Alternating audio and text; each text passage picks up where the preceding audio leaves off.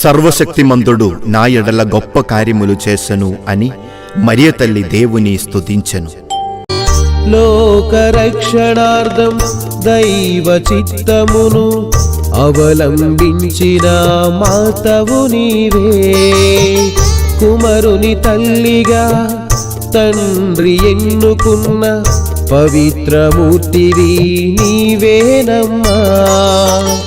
లోకరక్షణార్థం దైవ చిత్తమును అవలంబించిన మాతవు నీవే.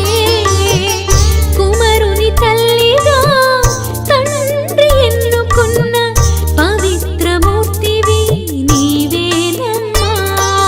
మా మొరలకై ప్రార్థించు వేళాంగణి మాత, మా పాపములకై అర్థించు అమలోద్భవి మాత.